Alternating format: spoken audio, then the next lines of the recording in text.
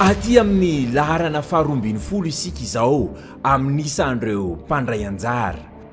anjara antsika faharoambin'ny folo ary amboara-peo fiderana STK FJKM miarina arivo finoana fitopolo no isampikambana ao anatin'ity atokopira ity.